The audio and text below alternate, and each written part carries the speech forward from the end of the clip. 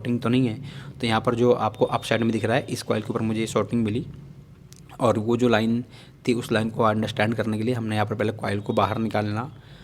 अच्छा समझा, क्योंकि अगर आपको भी बक लाइन में शॉर्टिंग मिलती है तो आप एक बार इंडक्टर्स को बाहर निकाल के ये आइडेंटिफाई कर सकते हैं कि शॉर्टिंग जो है वो पावर सेक्शन में है या सीपीयू सेक्शन में है। तो हम पहले इंडक्टर को निकालेंगे, उसके बाद वेरीफाई करेंगे कि जो लाइन है, क्योंकि यहाँ पर अभी जो लाइन है वो ब्रेक हो चुकी है, 2 पार्ट में डिवाइड हो गई है।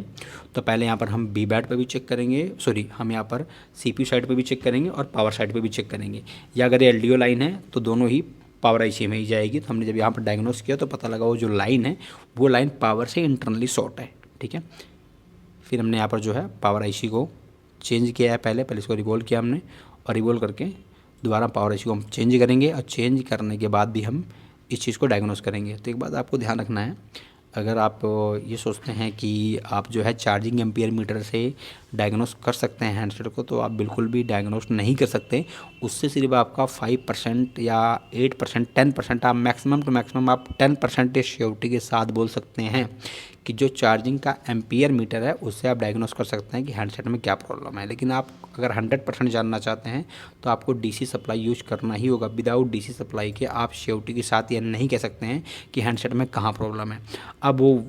टीचर इस चीज़ को किस तरीके से डिफ़ाइन करते हैं, वो किस तरीके से अंडरस्टैंड करते हैं, इसके बारे में मुझे कोई आइडिया नहीं है, क्योंकि आज तक मैंने कई ऐसे केसेस देखे हैं कि जहाँ पर 1.8 भी ले रहा है, 2 एम्पियर भी ले रहा है, लेकिन उसके बाद भी जो है फ़ोन ऑन नहीं हो रहा है। और कई बार क्या है कि हमारा 0.6 ले रहा है, 0.7 ले रहा है, लेकिन उस केस में भी फ़ोन में हमारा ऑन हो रहा है।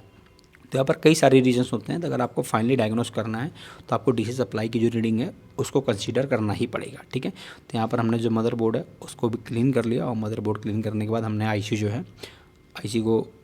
रिवॉल्व कर ली है, और आईसी रिवॉल्व करने के बाद इसको हम फिक्स करेंगे, और फिक्स करने के बाद एक बार फिर से आइडेंटिफाई करेंगे कि यहाँ पर क्या कंडीशन होती है। उसके लिए पहले आप थोड़ा सा पेस्ट का भी यूज़ कर सकते हैं, या आप चाहें तो पेस्ट जो है वो बाद में भी आप जब हीट करते हैं तो उस टाइम पे भी आप अप्लाई कर सकते हैं। लेकिन बेटर रहता है कि आप एट ए टाइम अगर पेस्ट डाल देंगे तो आपको थोड़ा सा ज़्यादा इफ़ोर्ट नहीं करना पड़ेगा, नहीं तो आपको बैलेंस ज़्यादा बनाना होगा कि आपको एक ही टाइम में एसएमडी भी यूज़ करना है, पेस्ट भी डालना है, उसको थोड़ा सा मूव भी करना है। ठीक है, तो यहाँ पर हम जो कॉइल है, कॉइल को हम यहाँ पर फिक्स कर देंगे, और क्योंकि हमारी जो प्रॉब्लम थी प्रॉब्लम पावर आईसी से थी, तो कॉइल को फिक्स करने के बाद जो है एक बार हम फिर से वेरीफाई कर लेंगे कि यहाँ पर हमारी क्या कंडीशन है। और जब आप कॉइल को यहाँ पर फिक्स करते हैं तो थोड़ा सा उसका टेम्परेचर लो कर लें। उसका रीज़न ये है कि बैक साइड में आपका सीपीयू लगा हुआ है,